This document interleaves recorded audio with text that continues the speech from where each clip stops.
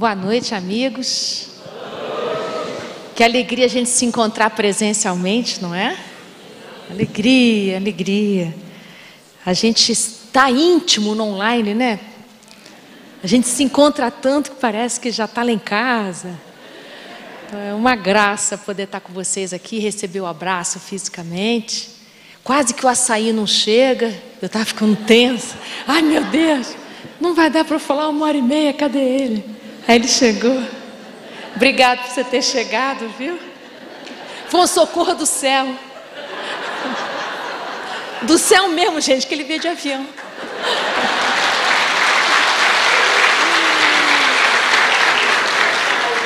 Bom, eu quero agradecer a presença de vocês, quem também está nos assistindo pela internet. Quero agradecer ao Paulo por me convidar para estar com vocês nesse banquete divino aqui.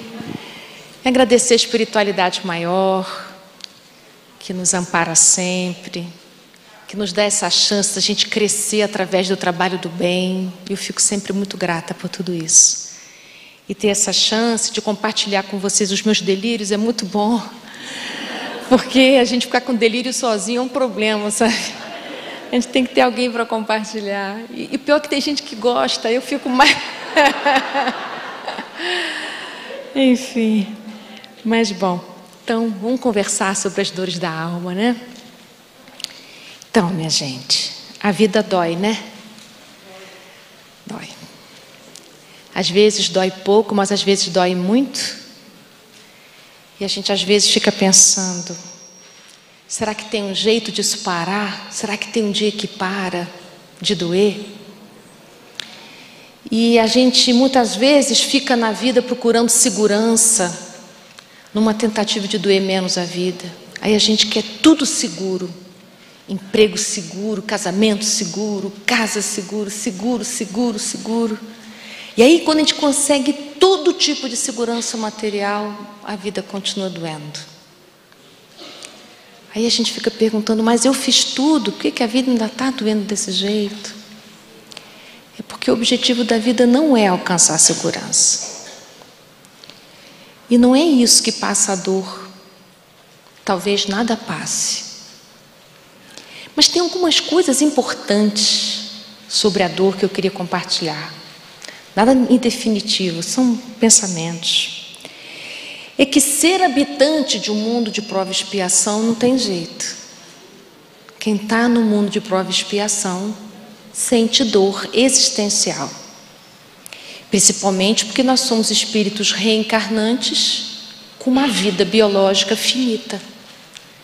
Então, tem assuntos difíceis para nós. A morte dói, não é? Solidão dói. Nesse mundo de prova e expiação a gente tem injustiça, violência, as mais variadas formas do egoísmo e do orgulho se manifestar. Aqui é um mundo que acontece isso mesmo. Então a vida tem isso para a gente enfrentar.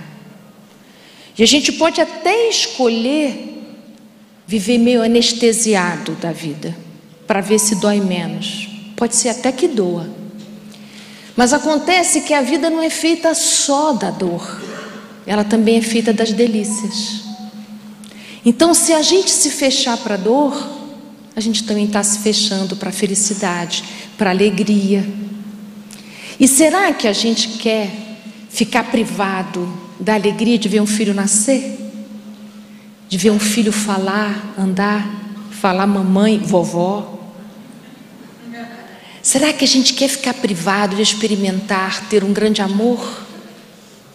Será que a gente quer ficar privado de uma conquista de ordem moral ou até material? Será que a gente quer mesmo uma vida assim? Muitas vezes a gente fica na vida desse jeito. Para ver se ela dói menos, a gente fica low profile. Mas aí também a vida fica tediosa, fica sem gosto. Ela fica sem sentido. Então diz Leon Denis, no livro O Problema do Ser, no capítulo sobre a dor, não dá para nos privarmos da dor se a gente, sem ser privado da alegria, dos prazeres, do amor. Em outras palavras, não tem jeito. A vida dói, dói para todos, independente das condições financeiras, seguranças materiais, projetos, sempre vai doer. Dói até quando a gente escolhe não querer sentir. Isso também dói. Porque a lei do progresso empurra, não tem jeito. E em se pensando em dor, eu me lembrei de um trecho pequeno que está na carta de Paulo aos Coríntios, na segunda carta, no capítulo 4, versículo 8, que ele vai usar 4 palavras e 4 correlatas às 4. Ele diz para a gente que a gente pode se sentir atribulado, mas não angustiado. Pode se sentir perplexo, mas não desanimado. Pode se sentir perseguido, mas não desamparado. Pode se sentir até abatido, mas não destruído. E eu fiquei pensando, mas por que ele diz que há 4? Ele elegeu 4, poderia eleger outro, mas ele escolheu esses. 4 estados da alma dolorosos: a tribulação, perseguição, perplexidade, ficar abatido. Mas ele diz mais 4 outros verbetes, que ele diz que a gente não precisa sentir isso. Se quiser, você pode, mas não precisa. Então, é como se Paulo tivesse feito 2 grupos de sentimento, 2 grupos de dor. O primeiro grupo é como se ele dissesse assim: esses aqui não tem jeito, vamos sentir isso mesmo. Perplexidade, sobrecarga, perseguição, vamos sentir abatidos. Mas há um outro grupo que podemos não nos conectar com eles. No livro O Consolador, Emmanuel separa esses 2 grupos em dor realidade e dor ilusão, lá no capítulo sobre a dor. Então ele também separa 2 grupos. Eu vou utilizar 2 termos para poder nomear esses 2 grupos. Esse primeiro grupo, dessas dores da existência, naturais da nossa lida no mundo de provas e expiações, eu vou chamar de dor mesmo, porque eu estou aqui me referindo ao livro do Leon Denis. E o segundo grupo que Paulo de Tarso levanta, eu vou chamar de sofrimento. Significa que a gente pode sentir dor na vida, significa mais do que isso. Não há como viver sem sentir dor, porque nós somos vulneráveis, nós somos frágeis, precários, em processo de amadurecimento. Não somos espíritos de luz ainda, embora sejamos filhos da luz, mas nós estamos em processo de amadurecimento, então é natural que a gente sinta dor. Assim como uma criança sente dor quando está aprendendo a andar e se machuca. Essa é a dor nossa, humana. E esse segundo grupo significa sofrimento, quer dizer, o modo como eu experiencio a dor. Então, cuidado para não repetir uma frase que eu não gosto, que é: a dor é inevitável e o sofrimento opcional. Eu não gosto dessa frase, porque eu acho ela com pouca caridade. Porque a gente sofre por ignorância, não é porque a gente quer. A gente sofre porque não tem consciência suficiente para poder estar diante da dor de uma maneira diferente. Então, sentir dor significa que nós já alcançamos um nível de sensibilidade tal. Sentir dor significa que eu já alcancei um grau de consciência tal a ponto de eu entender que eu estou sentindo dor. Mas eu posso, ao sentir dor, sofrer porque sinto dor. Porque eu não queria que essa dor estivesse na minha vida. Porque eu não me sinto merecedor de viver isso. Porque não é possível isso estar acontecendo na minha vida com todos os esforços que eu fiz até então. Porque eu queria ser feliz. Então fica difícil de eu olhar para a dor e bendizer a dor. Não quer dizer que a gente vai fazer aqui uma apologia à dor. Ai, que bom a gente sentir dor. Mas eu posso, diante da dor, por exemplo, diante da tribulação, e eu começar a sentir angústia, eu começar a perguntar para mim: por que eu estou me angustiando diante dessa tribulação? Então, com a faculdade do pensamento, eu posso colocar em questão meu sofrimento diante da dor. Então eu posso, diante da perplexidade, por exemplo, diante da violência a gente fica perplexo. Se você não sente perplexidade diante da violência, você está anestesiado. Então, eu quero dizer com isso que faz parte a gente sentir perplexidade diante da violência. E isso significa que estamos menos violentos. Porque se eu já posso ficar perplexo diante da violência, é porque ela já não é mais tão minha. Quando eu estou numa relação amorosa violenta e não consigo perceber que aquela relação é violência, eu estou anestesiado. Está me faltando grau de consciência para eu poder discernir. E agora eu me lembrei um pouco daquela passagem do cego de Betsaida, quando Jesus faz aquela cura, que ele faz em 2 etapas. É interessante pensar isso. Fico pensando, nossa, quantas etapas a gente precisa. Aquele cego foi só 2, a nossa. Mas quando ele pergunta assim: vê alguma coisa? E o cego responde assim: eu vejo homens andando, mas eu não distingo muito bem. Então, discernimento faz parte do nosso processo curativo. Então, quando a gente já consegue fazer discernimento do que me faz mal, do que me faz bem, isso é um grau de consciência. E isso dói. Então, essa é uma dor bem-vinda, percebe? Porque é uma dor que me retira da aldeia. É uma dor que me permite ver. E se eu posso ver, o meu grau de liberdade é maior. Porque na cegueira o nosso grau de liberdade é pequeno. Então, quando eu posso começar a discernir o que me acontece nesse relacionamento afetivo, que eu vivo me lesionando e lesionando a pessoa com a qual eu convivo, e que eu me sinto incitado para isso, e eu repito isso, está me faltando algum tipo de discernimento, está me faltando algum tipo de profundidade naquilo. Então, quando Jesus faz a 2ª etapa da cura, e aí ele consegue ver com nitidez e profundidade, está falando de amadurecimento espiritual. Então, para a gente poder trabalhar a nossa cegueira espiritual, não há como fazer isso sem sentir dor. Mas uma outra coisa é eu sofrer porque sou cego. Aí é outra história. Eu não queria ter essa cegueira, eu não suporto passar por essa cegueira. E aí acontece uma coisa interessante.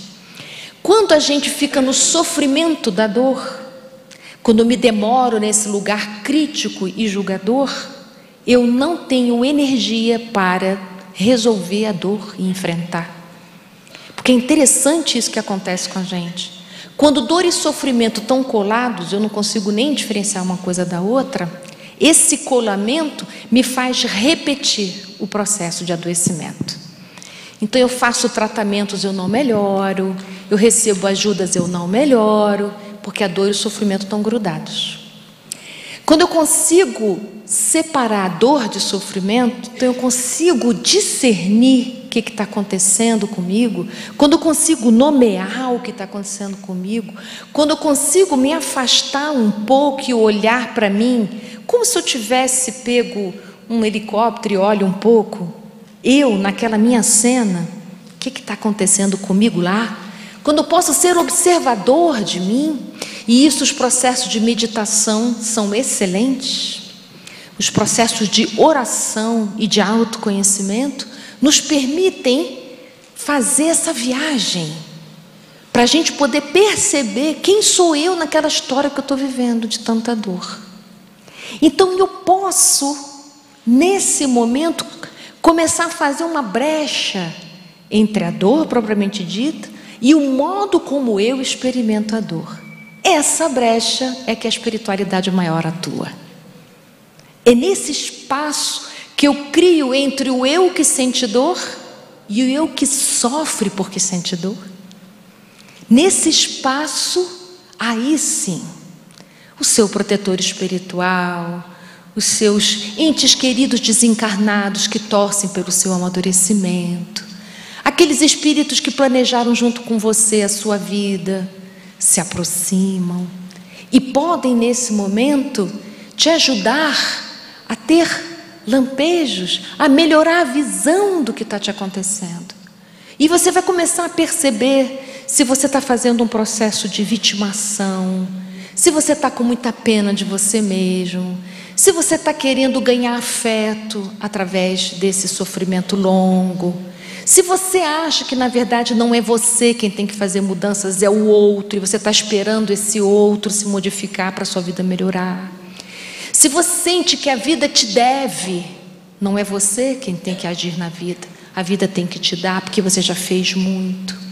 Se você se sente muito injustiçado pela infância que você teve, pela adolescência cheia de precariedade, e você sente que na vida adulta você ainda não recebeu as recompensas pelo seu esforço.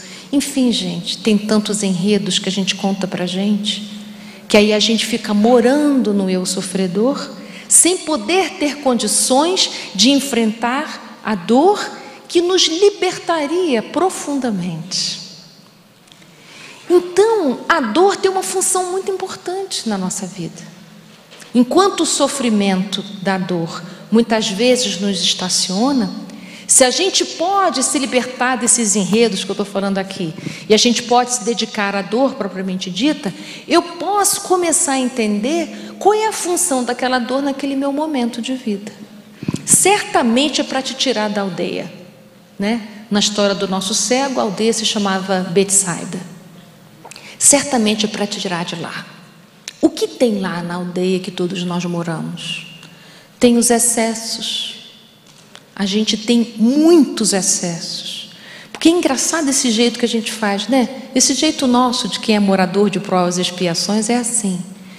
Quando a gente vive muita precariedade, a gente acha que a solução é o excesso. Eu converso muitas vezes com muitos pais, né? E eu acho interessante isso. Então, por exemplo, pais que na sua infância ou na sua adolescência viveram lares muito rígidos, acham que a melhor maneira de educar seus filhos é viver o inverso disso. Então dão aos filhos a liberdade que eles gostariam de ter tido. Só que é totalmente longe do tempo. A liberdade na infância da gente não é a mesma liberdade dos nossos filhos hoje. Então, oferecer para os filhos a liberdade que eu não tive, em primeiro lugar, está desatualizada no tempo. E, em segundo lugar, os nossos filhos não estão vivendo a dor que a gente teve. Então, eu tenho uma conhecida que ela dá muito bichinho de pelúcia para a filha. Gente, não tem nem mais lugar para guardar o bichinho de pelúcia. E outro dia eu perguntei para ela assim: eu acho que você compra esse bichinho de pelúcia para você, não é possível, sua filha já tem 12 anos, né? Então, é isso, a gente vai curar a precariedade com excessos. Então, tudo aquilo que me faltou, eu acho que eu posso viver através da infância dos meus filhos. Vocês não têm ideia como acontece isso. Como pais dão motocicleta para os seus adolescentes, a motocicleta que ele não teve. E assim por diante, quantas coisas a gente dá para o filho, que foi exatamente aquilo tudo que eu queria ter tido. Um colega quatrilíngue, poliglota, não sei quantos cursos, viagem de intercâmbio, e tantas coisas que se você perguntar para o filho. Outro dia eu perguntei para uma mocinha que estudava num colégio alemão. Eu perguntei: por que você estuda num colégio alemão? Ela me respondeu assim: eu não sei. Eu não sei. Isso é muito triste. A gente está numa escola, não sabe por que você está na escola. Por que você está no colégio alemão? Não sei. Então, aquilo que me faltou, eu entendo que no excesso eu vou curar. Só que em vez de eu dar para mim, eu acho que tem que dar para o outro. E vou vivendo a minha infância junto com a infância dos filhos. Aí a gente faz uma misturada sem fim, porque os filhos não vão conseguir retribuir para nós esse tanto de investimento que a gente deu em nome de dar para eles o que me faltou. Então, quando ele não aproveita, me dá uma raiva. Você não está feliz com essa pipoca que eu estou dando para você? Eu sempre quis ter pipoca na minha casa, nunca pude. Então o filho é obrigado a ficar feliz com aquilo que faltou. O nome disso é sofrimento. Isso não é dor. Isso é sofrimento. Esse tipo de reclamação, quando vem o pai sofrido, porque os filhos não aproveitam a vida que ele dá, isso é sofrimento. Não precisava ser assim. Porque quando eu quero dar para os meus filhos o que me faltou, eu não estou olhando para o meu filho ainda. Eu estou olhando para essa dor aqui, ó. Então, a gente enquanto pai e mãe, e enquanto avó, porque a avó também faz isso, e enquanto avó, porque a avó quer fazer pelo neto que não pôde fazer pelos filhos. Confusão. Não dá certo. Então a gente tem que fazer por si o que faltou para si, para depois ter nutrição suficiente para dar o que precisa o outro. Eu preciso olhar para o outro e descobrir junto com ele o que ele precisa. Mas enquanto eu tenho muitas precariedades aqui, eu não consigo enxergar você. Eu só olho o que me falta. Então vem a dor para nos tirar desse excesso, dessa confusão. E tem muitas dores que nos tiram do excesso. Tem muitas dores que nos tiram da autossuficiência. A velhice. A dor da velhice. A velhice dói, sim. Por que que dói? Porque a gente vai se encontrar com um eu que eu nunca conheci. Um eu frágil, um eu dependente, um eu que precisa de todo mundo. Um eu que vai colocar agora em questão como foram as relações que eu travei durante a minha vida inteira. Porque é na velhice que vem o acerto de contas. É aí que vem. Então, nesse momento dói. Mas eu não preciso viver isso com sofrimento. Se eu ficar na revolta, já entrei no sofrimento. Então, a velhice tem um tipo de dor necessária para a gente sair da autossuficiência e aprender a interdependência. Maravilhoso isso. É a chance que os filhos deem de retribuir aos seus pais todo esforço. É um momento de troca. Então, dores para nos retirar dos excessos, do excesso do egoísmo, não é? Do excesso da inércia. Tem dor que é para empurrar a gente na vida. A gente está muito lento, parado. Então vem uma dor para te tirar daquela inércia.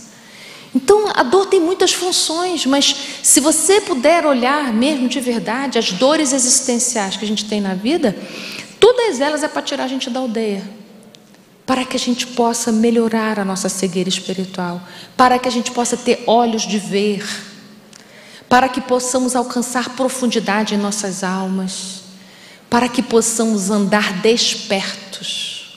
A vida é um grande processo de despertar espiritual. Quantas vidas vamos precisar para esse despertar, não é? Se desenvolver? Muitas, muitas. Nós temos o Cristo como exemplo do que é uma pessoa desperta. Então, é uma meta para a gente. Ainda não dá para a gente imitar o Cristo em todas as suas ações, mas a gente já tem essa referência para a gente poder começar a dar esses saltos. Mas tudo isso que eu estou falando aqui é para a gente poder dar um passinho. Porque se a gente quer se abrir para o socorro do céu, não é que socorro do céu existe ou não existe, sempre existe. A questão é o quanto eu me abro para o socorro do céu. Isso a gente vive nas nossas relações cotidianas. Quantas vezes a gente quer socorrer o outro e o outro não consegue receber o que a gente tem para dar? E aí a gente precisa respirar e concordar que cada um tem seu tempo. Seu tempo de receber, seu tempo de perceber, seu tempo de melhorar a visão. Então, para a gente poder ampliar nossas perspectivas da vida, precisamos passar pela dor. A gente ainda não faz esse processo de enxergar sem ser através das dores. Significa que um dia não precisaremos passar por essas dores existenciais? Com certeza. Um dia não precisaremos disso. Mas enquanto formos habitantes de um mundo de prova e expiação, ela estará presente, faz parte dessa etapa. Eu me lembro que quando eu estava no primário, na minha época chamava-se primário, Na aula de matemática tinha uma história de arme e fetui. Eu tinha uma bronca dessa história de arme e fetui. E eu pensava, a professora passa isso no quadro, mas eu duvido que ela faz arme e fetui em casa. Eu ficava muito brava com arme e fetui. Eu não entendia para que fazer aquilo. Para que tinha que armar? Por que não podia botar o resultado do lado do negócio? Porque eu fazia conta de cabeça e tal. A gente ainda precisa de muito arme e fetui na vida, para a gente poder dar alguns passos aos quais a gente ainda está, em luta de buscar. Então, sofrimentos. No livro Plenitude, a Joana de Ângeles trabalha os conceitos do Buda. O livro é todo sobre o sofrimento. Aquele termo sofrimento que Buda se refere é o que eu estou chamando aqui de dor, tá? O que ele fala das 4 nobres verdades para a libertação do sofrimento é o que eu estou falando aqui de dor. É para a gente poder passar por essa existência de modo que seja proveitoso para a gente. Se a gente olhar a nossa vida para trás, a gente vai conseguir perceber que os ganhos que a gente teve, as conquistas morais que a gente teve, a gente passou por alguma dor e a gente fortaleceu a alma naquele momento. Significa que nenhuma alma se fortalece antes de experimentar uma dor. O fortalecimento se dá naquela experiência, no contato, na superação. Eu gosto mais da palavra no atravessar aquela dor. Um luto precisa ser atravessado. Um luto ele não é superado. A gente atravessa aquela dor de separação. Mesmo a gente sabendo que somos espíritos, que vamos nos encontrar, que os nossos entes queridos estão no mundo espiritual, eles também estão em processo de crescimento, que eles nos visitam o tempo inteiro, não há como a gente não sentir dor da falta física, porque ainda estamos aqui muito identificados com o que físico somos. Então a gente precisa de um tempo para a gente poder compreender, de poder estar junto desse outro ente querido, agora numa outra dimensão. Isso requer um aprendizado. Então esse tempo chama-se luto, até isso ficar mais claro. E eu poder sentir meu ente querido junto de mim, tão junto de mim, até mais junto de mim do que quando estávamos juntos aqui na vida física. E daqui a pouco a gente vai se encontrar, daqui a pouco a gente vai estar também do lado de lá, e vamos dar longos abraços, e vamos nos divertir muito, e vamos nos alegrar e nos abraçar. Isso tudo faz parte. Seguindo essa ideia, eu separei, primeiro eu estava falando para vocês da Joana de Ângeles, que ela vai dizer que a gente tem 3 tipos de sofrimento. Um deles, ela chama de sofrimento do sofrimento. É isso que eu me referi. Então tem a dor propriamente dita, e o sofrimento, que é o meu modo de passar por aquela dor, que significa o tempo que eu levo para poder descolar a dor do sofrimento.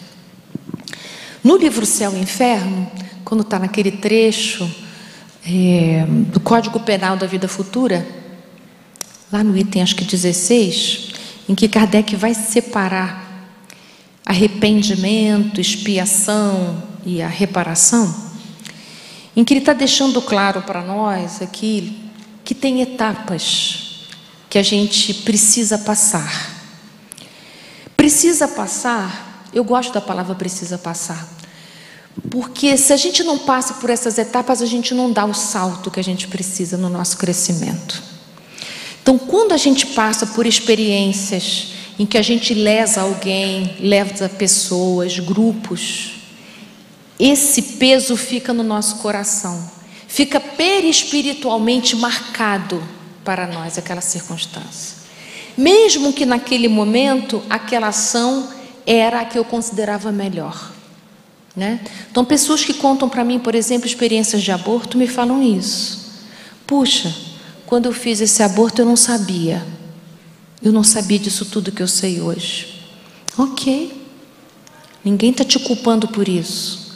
Mas esse arrependimento é importante, porque se você lida com isso ao modo do não sentir dor, era isso mesmo, e ponto, acabou. Enquanto você está nesse adormecimento e nessa anestesia, você está paralisado no seu crescimento.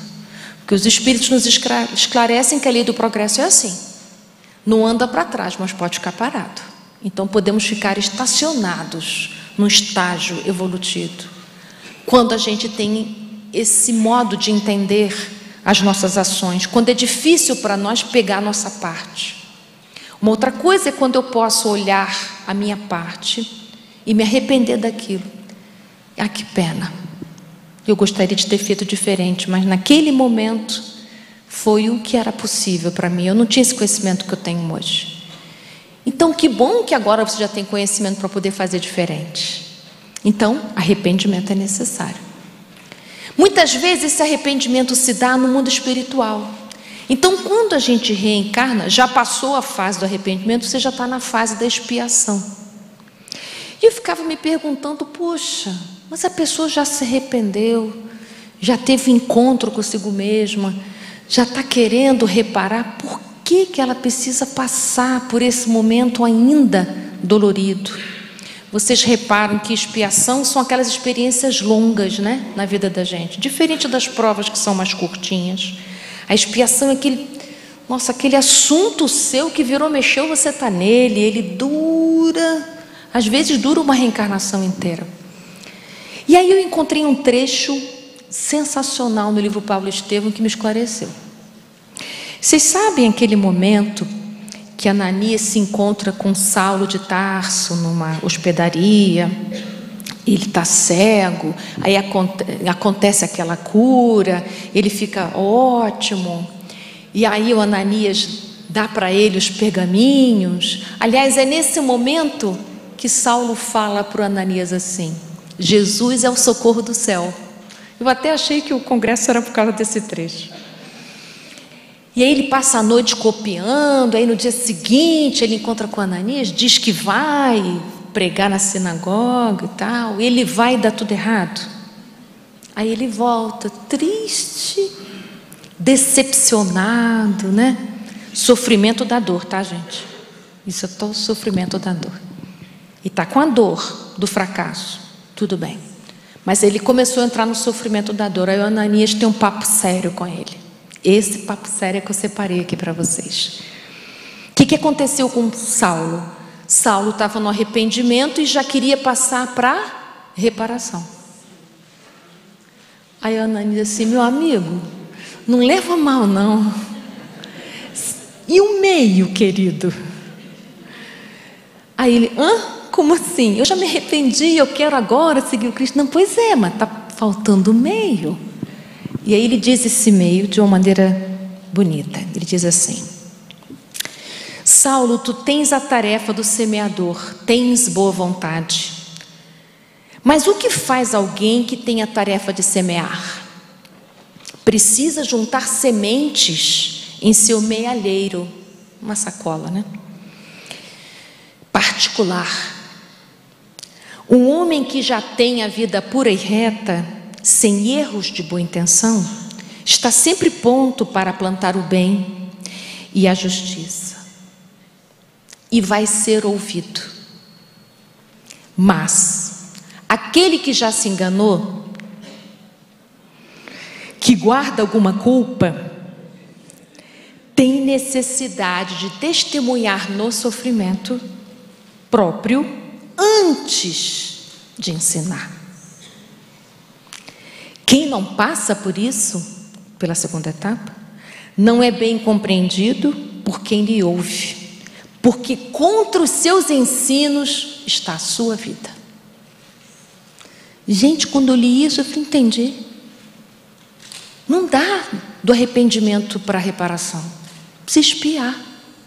Só que quando a gente está na expiação, a gente esqueceu que passou pelo arrependimento e também esquece que a reparação está próxima.